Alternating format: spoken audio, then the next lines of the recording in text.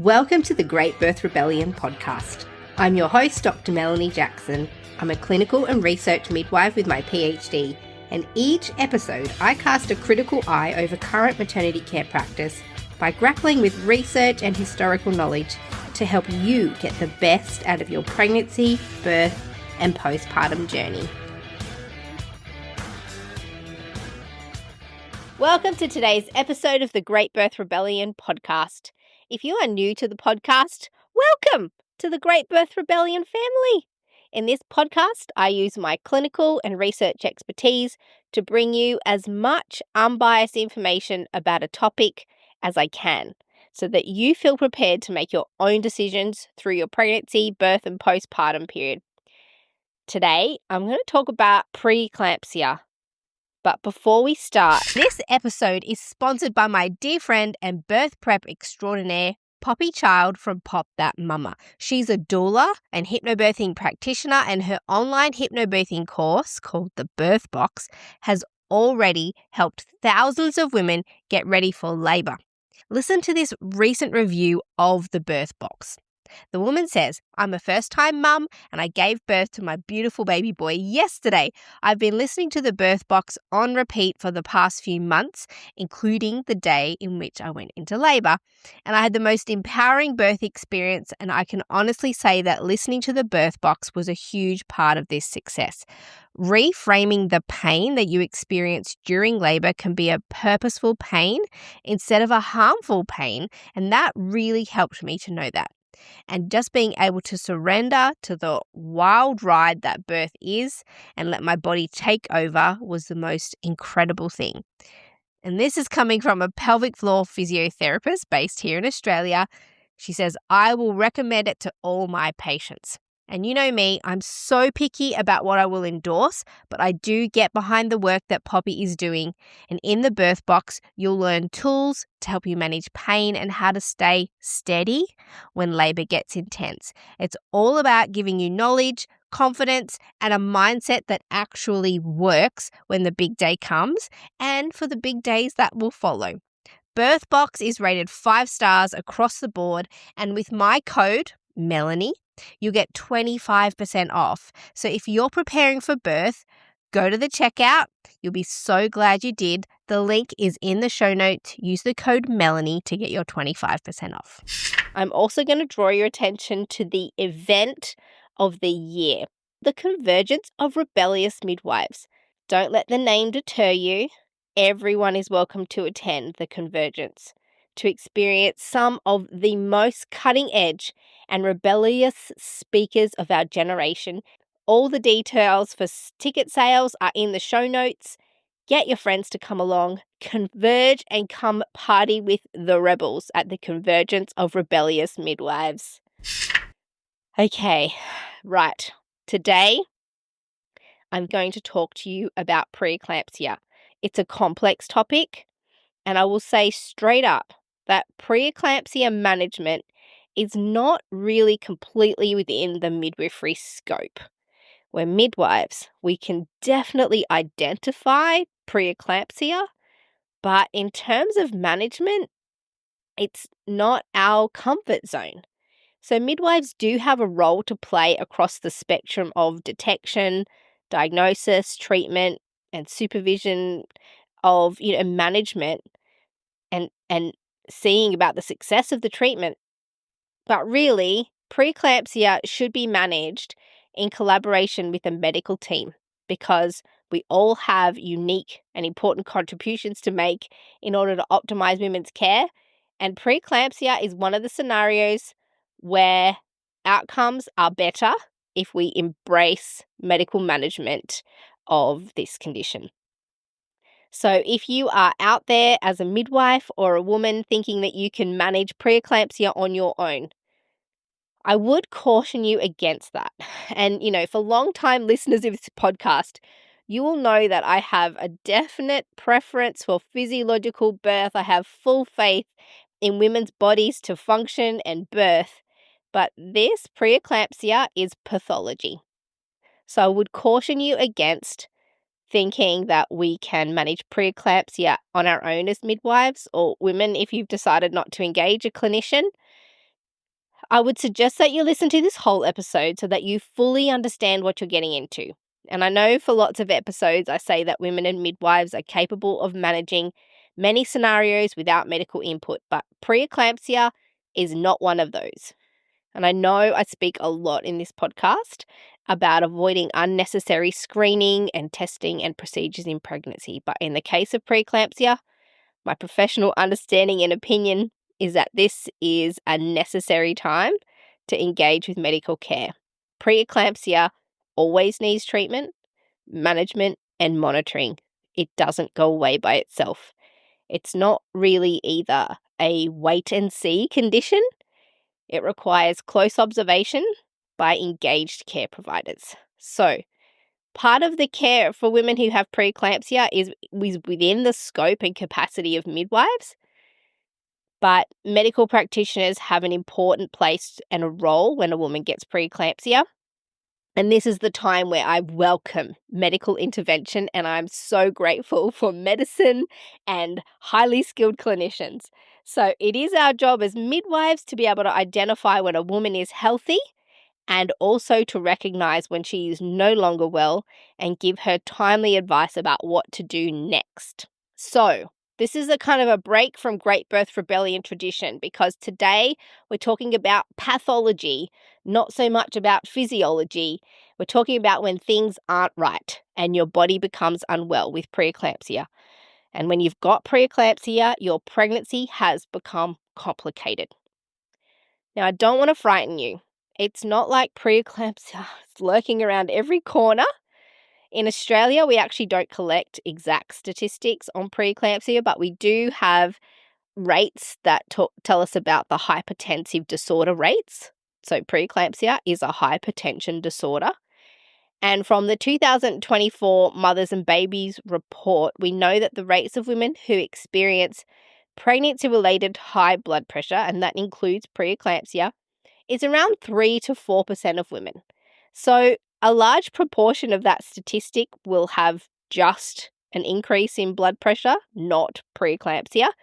But the women who get preeclampsia are within that 3 to 4% statistic. So that's kind of the incidence, the number of women who might experience preeclampsia. It's different all over the world. It's also different depending on race and ethnicity. So in some countries and cultural groups and ethnic groups, it's as low as 2% incidence, but in others, it's as high as 8 or 9%. So don't be frightened by what I'm saying here today, but definitely the messaging is going to be different in this episode to other episodes. But it's highly unlikely that preeclampsia is going to happen to you. However, even if you don't think you're going to get preeclampsia, I think this is a good episode to listen to because you don't know if you're going to be the one to get it. If it happens to you, there isn't really a lot of time to be learning about it in the moment.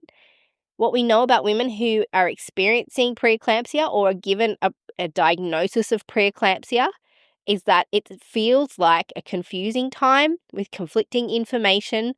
There's multiple tests and locations where they might occur. You're engaging with multiple different care providers, depending on the care model that you're in, and things feel like they're going really fast. So women sort of feel like they get hijacked by a diagnosis of preeclampsia and don't really have a lot of time to be navigating their options and considering second opinions, for example.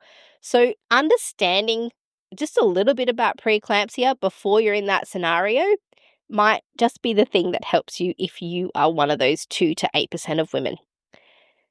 And the same goes for midwives and birth workers and health professionals that are listening.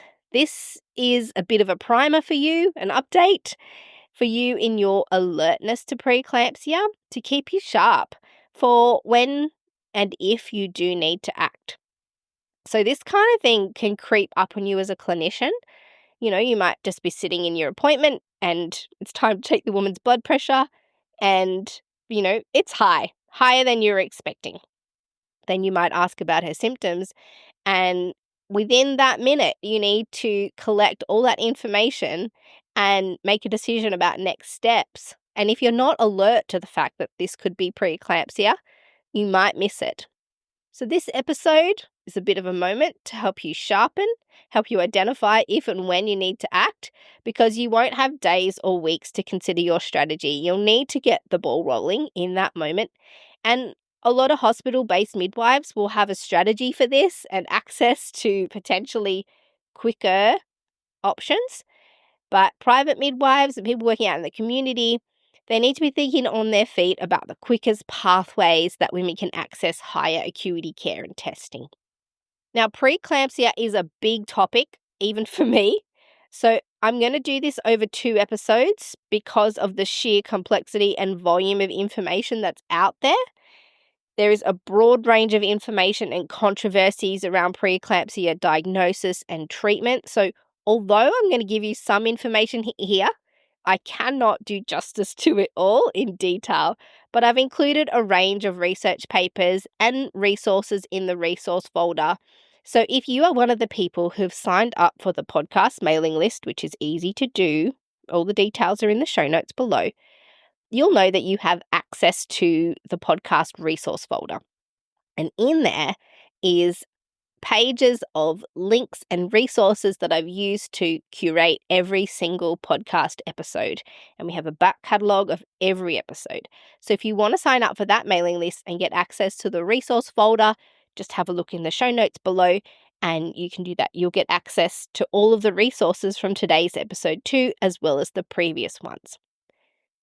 So today, in this episode, this is more if you are, it's for everybody, but it's the first step. So we'll talk about what preeclampsia is, the diagnostic criteria, how do you know if you've got it, what tests will you be sent for, the pathology of why it develops, and I'll explain the risk factors, so who's more likely to get it than others.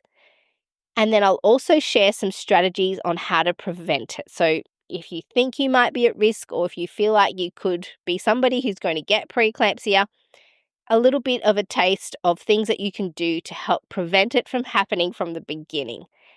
And in next week's episode, that's all going to be from the point of diagnosis onward. So what are the next steps? If you are diagnosed with preeclampsia, what happens now? So that's going to be next week's episode. This week, we're going to do all of the pre-stuff leading up to your diagnosis. So let's get started. What is pre-eclampsia? So preeclampsia is a collection of symptoms and diagnosable chemical and physical changes in a pregnant woman's body. And all of these symptoms and diagnosable changes point to the development of a condition called eclampsia. And there's other complexities that can occur when you have eclampsia called HELLP syndrome, HELLP syndrome. So preeclampsia describes the pre-symptoms and warning signs that eclampsia is on its way. So eclampsia can progress rapidly or slowly, so practitioners don't really mess around. If they suspect that you have pre-eclampsia, the pre-symptoms for eclampsia, we don't really know if you are going to progress quickly from pre-eclampsia into eclampsia. We don't know what that point is. So we act on it in the moment and we respond to your symptoms. It's not really a wait and see thing. Let's see if this thing settles down. It's not that kind of circumstance. If we suspect that you have preeclampsia, we will always check and monitor you closely. So preeclampsia is a collection of symptoms and pathological test results that together indicate that your body is in a state of pre-eclampsia. So the most common things that we look for, but not all of them are always present, with the diagnosis of preeclampsia, it's a bit of an investigative journey for the clinician. We're trying to work out if you are preeclamptic or not. Not all the symptoms are always there. So we're piecing together a puzzle. It's not one blood test and you go, yep, you've definitely got preeclampsia. So to start with, the most common things that we look for is your blood pressure starting to increase, which would be detected in an antenatal appointment. And this is often what happens is a woman presents for her appointment and her blood pressure is high. So if it's above 140 on 90, this should trigger some further blood tests at least. But also if you have a client who is has typically got a lower blood pressure. So say it's normally 90 on 50, and then you check it and it's 135 on 85, for example. Some say if it's 20 points above the usual, then this could also be an early warning sign, and it wouldn't be unreasonable to do some checks to see that it's not preeclampsia or something brewing. There is a situation called gestational hypertension, so just high blood pressure of pregnancy. So one thing we're also trying to do here is see, is this just gestational hypertension on its own, just high blood pressure in pregnancy, or are there other clinical factors that are pointing to preeclampsia? So even if you feel well, then we will still start checking that, are we dealing with gestational hypertension, or is this preeclampsia? Some of the other symptoms that you might feel as a woman is that your face, hands, and feet become unusually puffy and swollen. And sometimes people in your life will say, "Whoa, what's happened to your face?" Or, "Wow, you're really swollen today." There is kind of usual pregnancy swelling. And the typical pattern of that is you'll get sort of more and more swollen through the day. And then as you lie down at night, it all kind of settles and you wake up less swollen. That's a pretty normal pattern. But if you've got swelling that you wake up with, or that it doesn't settle over and after a night's sleep, that's a little bit more unusual and something that should trigger a thought process about if this is preeclampsia or not. The other common symptom, but again, not always, is a frontal headache and visual disturbances or changes. So frontal, being sort of, they usually describe it as being over their forehead or behind their eyes. And the other thing to factor in is how many weeks pregnant you are. So usually preeclampsia is a disorder of later pregnancy, usually after 30 weeks, but early onset is possible. It's much, much more rare. So, just also considering, what gestation am I? How serious is this?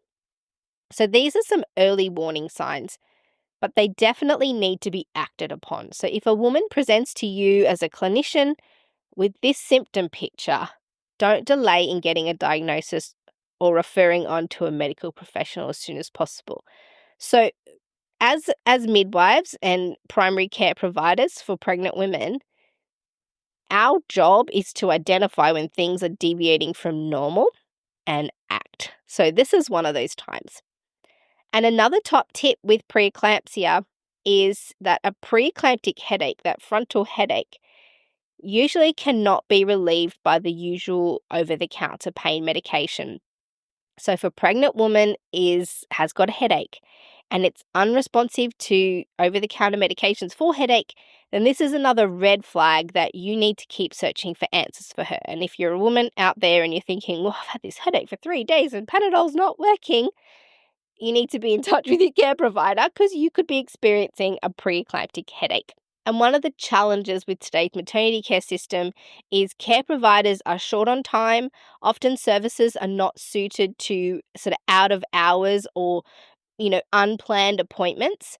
So if you are between midwifery or doctor's appointments and you develop any of these symptoms that won't go away and can't be relieved, then this is the time to contact your care provider or the hospital that you're giving birth at, possibly the birth unit, sort of take it to the top. And if they don't take you seriously, just don't take no for an answer. "No, I'm actually really concerned that I could have preeclampsia." You can use these words, and then that can just trigger things for your care provider too. It could be absolutely nothing and you've overreacted, but that's okay. It might not be preeclampsia, but it's always worth checking.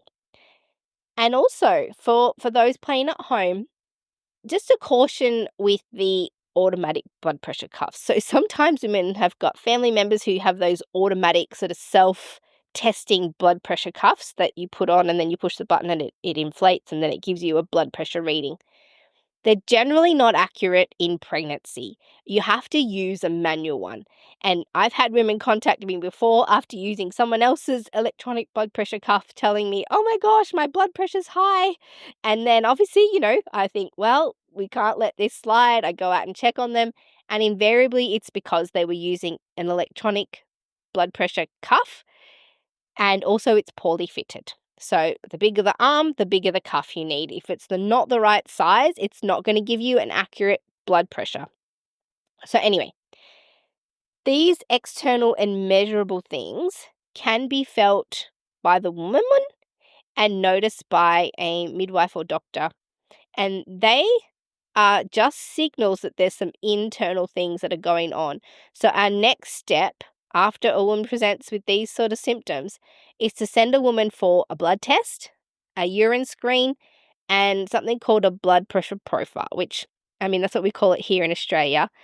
And you can go in and have it done at a day stay unit or antenatal ward. So they might be called something different where you are. But basically, a blood pressure profile, they do hourly blood pressure checks and urine checks, and they might also do another blood test. And they see the pattern of blood pressure and protein in your urine over time. And they pair that with your symptoms and your blood results to see if they can give you a diagnosis. Is this just a benign increase in blood pressure, or are you showing signs of preeclampsia? So all of those results together, the results of the pathology tests, help build a picture, and they provide some more certainty for a preeclampsia diagnosis. So preeclampsia is a whole symptom picture. It's not just a single test or a single symptom. Sometimes it takes multiple checks and procedures to get all the information to make a formal diagnosis. So there's this time between testing, and it's a bit of a slow process to get a diagnosis. When I say slow, it means you might have multiple stops at different healthcare providers or pathology collectors or at the hospital or all kinds of things before somebody can look at all of those results and say, yes, you have preeclampsia. And this is what can be confusing and a little bit stressful for women, is this weird time of uncertainty. So what we'll do next then is get a urine screen and check if there's protein in it and how much. And also for practitioners who are potentially working outside of a facility and thinking, what else do I add to the results? When you're doing a urine screen, also ask for a protein creatinine ratio.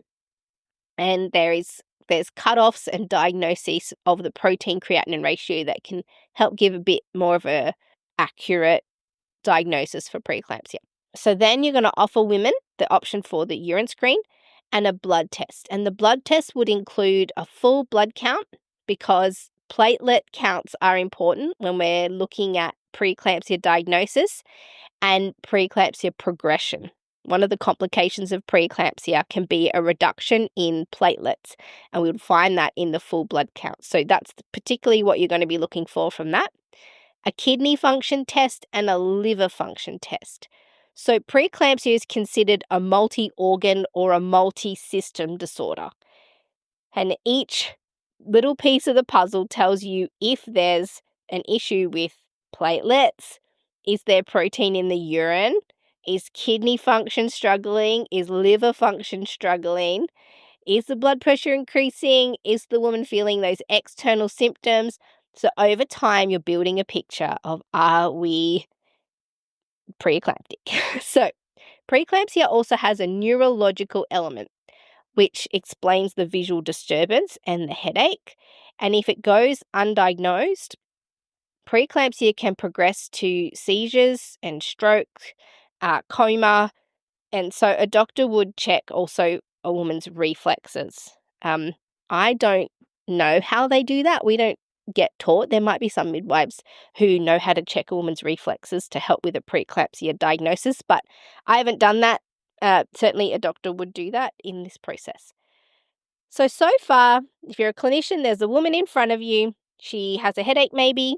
Her blood pressure is elevated above 140/90 or significantly higher than her usual blood pressure. She may have some visual disturbance, unusual swelling of hands, feet, and face. So you've sent her for blood tests, and we're going to do a full blood count, liver function test, kidney function test, check her urine for protein, but we're also interested in the protein creatinine ratio. So this is step one. And in the meantime, you may also like to arrange for a formal blood pressure profile to be done at the hospital that she's giving birth at. Just gather more information, more pieces of the puzzle. So by now you'll see that preeclampsia is more like a collection of circumstances and symptoms and pathological results that tell us that your body is pre-eclamptic and heading for eclampsia. And there's various complications that can come with eclampsia. And it's not a single thing that's happening in your body, it's multiple things. Consider it a multi-organ cascade of events that are occurring. They've been triggered off and you are now in a pre-eclamptic state. And if it goes on for too long, it actually can start to deteriorate and impact a woman's body with kidney and liver issues. So in the later stages, we're looking at multi-organ failure, seizures, possible strokes. The impact on your baby is reduced blood flow through the placenta, and this can also cause something called a placental abruption, where the placenta attaches from the uterus. So there is a huge spectrum of preeclampsia. It can range from mild to severe. So not everyone who has preeclampsia is going to progress to eclampsia. In fact, in a well-resourced country, we are very well equipped to diagnose preeclampsia and offer you treatment in enough time to prevent it from moving to eclampsia.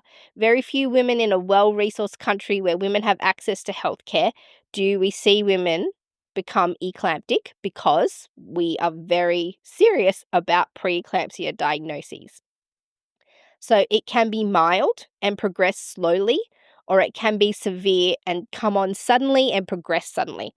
Not everyone will have severe preeclampsia or progress to eclampsia, but we always check and keep an eye on it so that we can detect early if a woman's condition is deteriorating.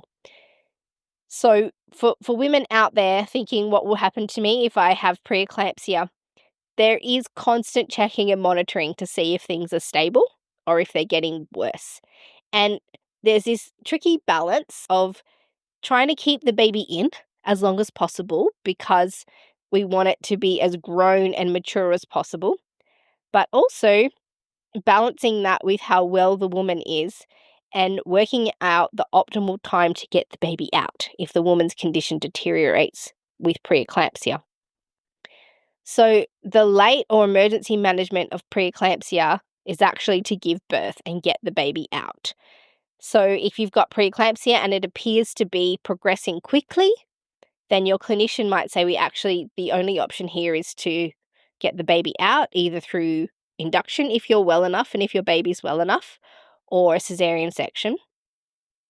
And so it's this balancing act of, when do we get the baby out while everybody's well and healthy, or do we continue to wait for the woman to deteriorate in order to give the baby more time to grow and mature? So we're balancing the risks of preeclampsia against the risks of preterm birth and the complications that can happen with that for the baby. Fortunately, later term preeclampsia is more common than very early term before 30-week preeclampsia. So the baby would be preterm in that scenario, but very likely to be well and recover. So just a reminder that not all the symptoms need to be present in order to be diagnosed with preeclampsia, but that decision and the details of that should be managed by your care team. So someone individually or collectively, a team, will assess your results together and offer a diagnosis, but it's not always a clear picture. So that's the diagnostic picture of preeclampsia. That's what we're looking for as a clinician. That's what you might feel as a woman. But what's the cause of preeclampsia? Why does it develop? Now, knowing why it develops is a little bit important because we might be able to prevent it from happening altogether and know the right kind of treatment that we can give you if we know what causes it. So the causes of preeclampsia are only really becoming better known over the last 50 years or so. And I will explain a physiology of how it happens, but it doesn't appear to be sort of a lifestyle disease. So there are controllable factors that women can do to perhaps reduce their chances of getting it. You know, some illnesses are caused by things that people do or put in their bodies that gradually deteriorate their health. Preeclampsia is not really one of those things, but there are things that you can do to prevent or avoid it, and we'll talk about that later. But please don't be thinking that preeclampsia just happens to people who aren't well or who don't look after themselves. This is not really necessarily one of those things. So preeclampsia has been recognized in 2,000-year-old texts, and it has been part of pregnancy as far back as we can see. It's actually only really becoming better known in the last 50 or so years. It actually used to be called toxemia of pregnancy because there was a belief that there was some kind of toxin in the body, a buildup of toxins that potentially cause this. And so you might see older texts or maybe even your relatives talking about toxemia of pregnancy. They're talking about pre-eclampsia. And this was before they started to understand it better. And, I want to acknowledge that some people are probably yelling down the podcast at the moment saying that actually there are some nutritional reasons for preeclampsia. There are things that maybe women haven't done that are contributing to preeclampsia. And I think this stems from a few places, but there is a resource, and it was created by Dr. Thomas Brewer, who wrote about the brewer's diet. And he published a book called Toxemia of Pregnancy. So that gives you a sign of when it was written. He wrote in about around the 1960s.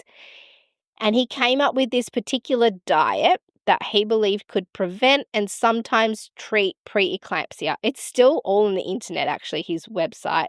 And I've put the name and title of his book in the resource folder and also the links to his website in the resource folder. More so for you to go and have a look to get a full picture of what I'm talking about in this podcast. Obviously, I don't endorse or encourage anything in particular. This is all just for your own information and investigation process if you're somebody who's really looking deep into preeclampsia. So Dr. Brewer proposed many things, and one of these things is that he believed that the root of preeclampsia is malnutrition, and he offers the brewer's diet as a possible preventative option for preeclampsia. And I'll speak about this a little bit later. As I said, I've listed the things in the resource folder for you to go and have a look at personally. He does have a list of resources and research that he's used to inform his opinions. Full disclosure, I have not looked into every single one of his research papers. So if this is something that is of interest to you, it's you're going to have to go off and do that little deep dive into the brewer's diet. And I will say that there are nutritional and dietary changes or supplements that you could use that when used early in pregnancy and over a sustained period of time, they're showing promising results for preeclampsia prevention, which I will also discuss later in this episode. So anyway, what do we know about why and how it develops? And please know this is an evolving science. There is still a lot not known about preeclampsia, but this is the widely understood cause. So it actually starts right at the beginning of your pregnancy, usually before you even know you're pregnant. So it starts with the implantation of the placenta. So once the egg is fertilized with sperm, the fertilized egg floats down into your uterus through your fallopian tubes, and the baby looks for a place to latch on to your uterus. And once it finds its spot, it goes about making a placenta that implants into the side of your uterus. So the baby makes a placenta. It's responsible for the job of that. Now, it's believed that a malfunction in this implantation is the root cause of what will later cause preeclampsia to develop. So the issue is there from the very beginning of pregnancy, but the consequences don't manifest until later in the pregnancy when you discover that preeclampsia is ultimately developing. But not all women with this impaired placentation will develop preeclampsia. So we do have some testing options that can indicate if this might be happening for you. People might be asking, gosh, if it's early on, right at the beginning when the placenta implants, is there any way we can know which woman's placenta is not well implanted and which one is? Well, there is. So there's a blood test that's done with the nuchal translucency ultrasound that's done between 12 and 14 weeks. And that's the one where they check for Down syndrome and a few other genetic things. There's an ultrasound and a blood test that goes with it. And the blood test has a result called a PAP-A. And that is a placental hormone. And low PAP-A can indicate that there's been impaired placentation and implantation. So what happens next is, because of this impaired placentation or implantation of the placenta, there's a gradual and progressive reduction in blood flow through the placenta and to the baby. So the placenta becomes periodically through the pregnancy less perfused with blood as the pregnancy progresses. And one of the risks of this is poor placental perfusion, which is indicated by a low PAP-A, is that the baby they're at risk of being smaller than expected or growth restricted. And the reduction in placental blood flow could explain that scenario. So the state of placental hypoxia, so gradual placental oxygen deprivation, triggers off a series of chemical, hormonal, oxidative, immune, and inflammatory reactions within the mother's body. Now, I really simplified that process into one single sentence, but it is a whole cascade of reactions that occur from this placental oxygen deprivation. So it's essentially the hypoxic stress that the placenta is under, which triggers the cascade that progressively results in preeclampsia. And for those of you who are really interested in the science and detail of this, there are a number of research papers in the resource folder that have provided some really great detailed diagrams of this process and explain every single element and the cascading event that lead to the next. So feel free, if you want to do deep dive, go in and have a look at the resources and you'll see that all of the things that are affected. But for our purposes today, for the intention of the podcast, just know that the placental hypoxia and inflammatory and immune responses in the mother's body triggers a series of events that starts to impact the liver, the woman's liver, kidney function, and these changes are the ones that we detect in the blood test, and this is what causes the protein in the urine. So it will show, your blood test will show deranged liver and kidney function and protein in the urine, and these things will develop further and we'll see a change in blood pressure, cardiac function, platelet count in the mother's blood, and this will then cascade in the later signs of eclampsia, which can result in stroke, seizure, multi-organ failure, coma. This is what makes eclampsia so serious. And this is why we're so interested in diagnosing pre-eclampsia. So now I'm hearing your next question, and that is there anything that can be done to prevent this poor implantation in the first place? Maybe if we can prevent poor implantation and placentation, then we can prevent the cascade that occurs towards preeclampsia from happening. And the answer is yes. There are some things that can prevent the cascade and potentially prevent this poor implantation. But first, let's understand who in the population, which pregnant women are at more chance of having preeclampsia and which aren't. Because if you have risk factors that are going to predispose you to preeclampsia, then you do have lots of options and things that you can do before you get pregnant and in your early pregnancy to reduce the likelihood that you will have it. Now, I've had clients with preeclampsia, and I can tell you, after them having preeclampsia once, they are interested in trying anything they can to prevent getting it again. So what are the risk factors and who's more likely to get it than not? So if you've got a family history of preeclampsia, if your sisters or mother had preeclampsia, and interestingly, if your partner, the father of the baby, if his mum had preeclampsia, that can increase your chance of getting preeclampsia. The paternal factors, the genetic paternal factors, are actually quite significant in the development of preeclampsia. So it's not just you. Actually, the genetics of the baby impact your chances of getting preeclampsia, because remember, preeclampsia is a placental issue and the baby makes the placenta. And so there's this interaction of experiences that happen in order for you to get preeclampsia. So a family history or the paternal side has a history. Then you can also detect Do you have low PAPA? Is it possible that your placenta has not implanted adequately? Then potentially you're at higher risk of preeclampsia or hypertensive disorders. If this is your first pregnancy, you're at more risk than if it's a subsequent pregnancy. Now, interestingly, one of the risk factors for preeclampsia is if you are pregnant from a new sexual partner. Now, let's unpack this.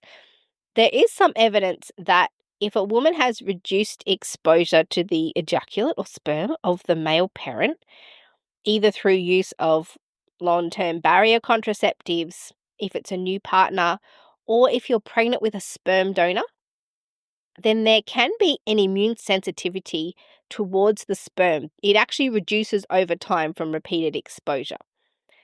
So they say that exposure to the paternal antigen in ejaculate and sperm is actually protective against preeclampsia. So it's like if you are presented with foreign sperm or sperm that your body doesn't recognize, there could be an immune response to that, which could actually increase your chances of preeclampsia. But I'm trying to work out an easy way to say this. A repeated exposure reduces the immune response that may be partly associated with preeclampsia. And this is similar. There's a higher risk if you've used reproductive technologies. Women who have larger placentas, for example, when you're pregnant with multiple babies, the bigger your placenta, the higher the chance of preeclampsia. Women who have pre-existing cardiac conditions or high blood pressure or kidney issues or autoimmune diseases. Women who are considered bigger, so, the literature would say obese women are considered to be at higher risk of preeclampsia. Women who are less physically active and Black women and women from disadvantaged ethnicities.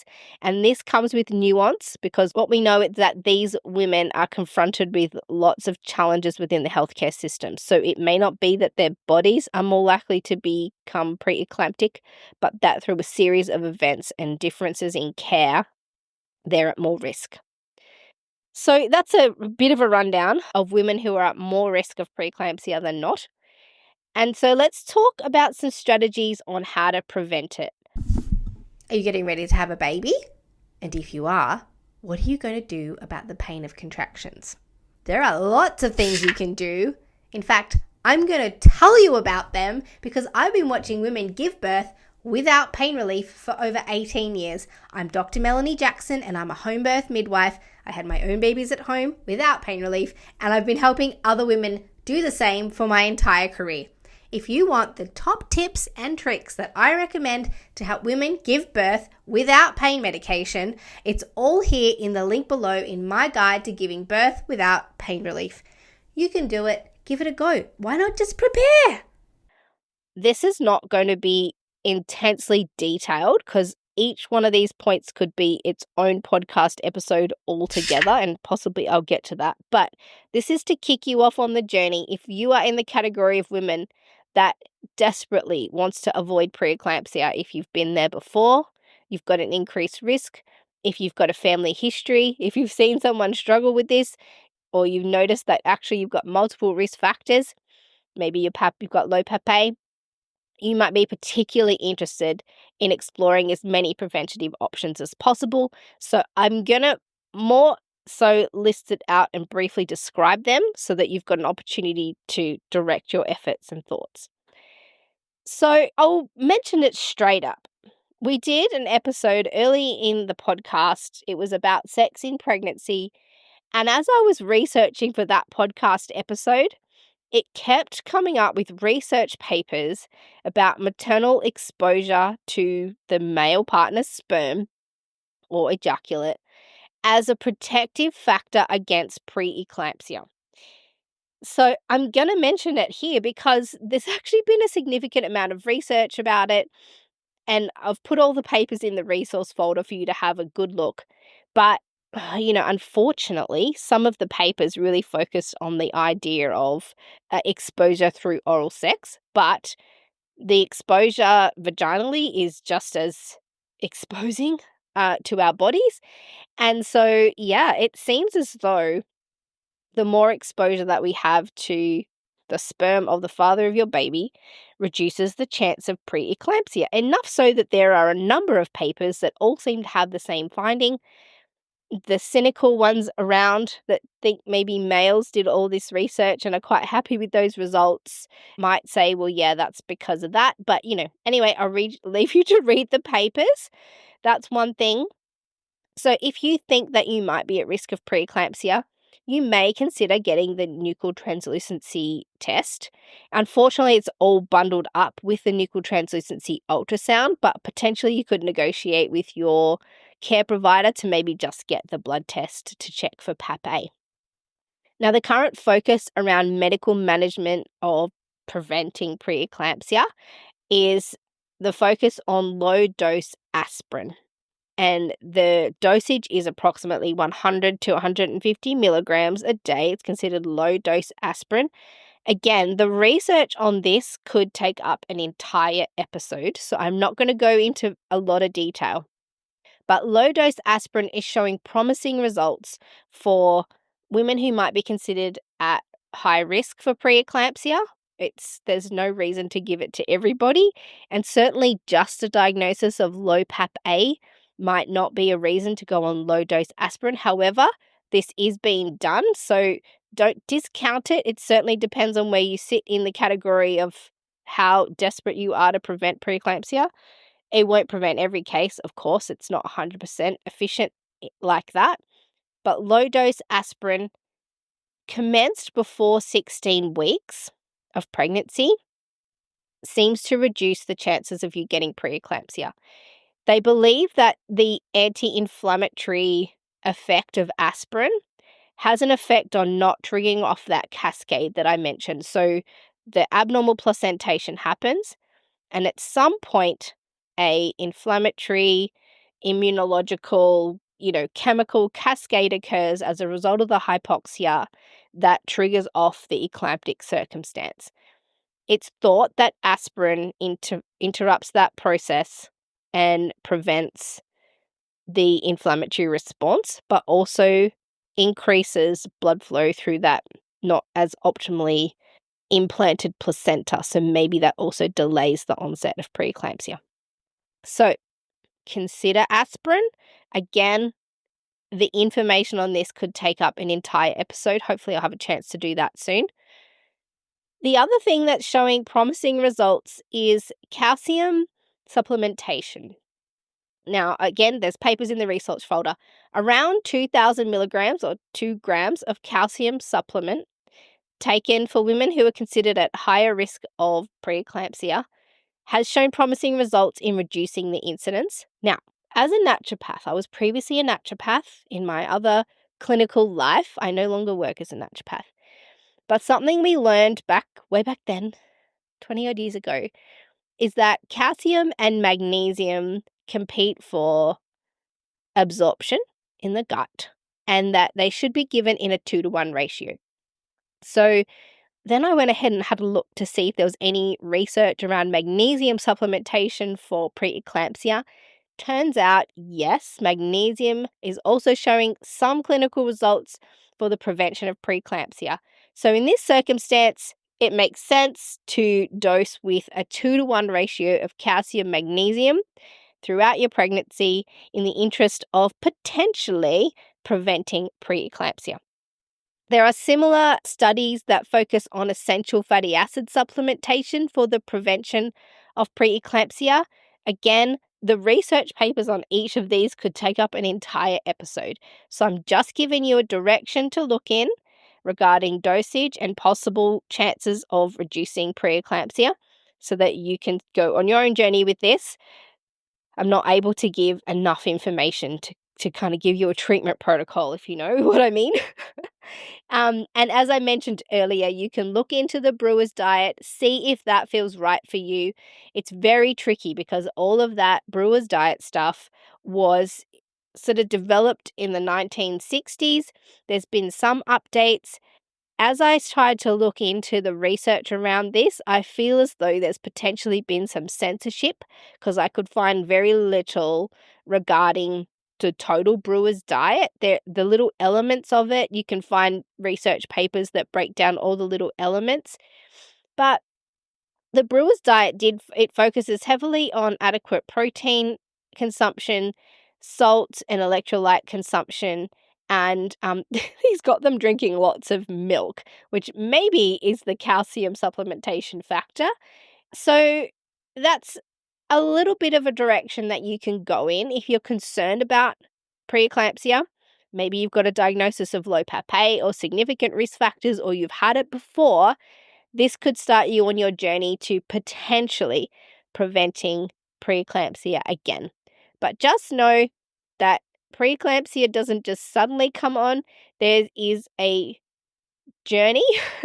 It starts from the beginning with placentation and implantation of the placenta, and over time develops into preeclampsia.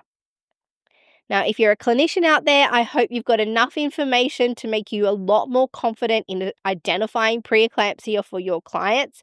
And for women out there, if you're feeling any of those symptoms, please don't delay. Really make sure that your care team is responsive to your needs in that moment so nothing is missed.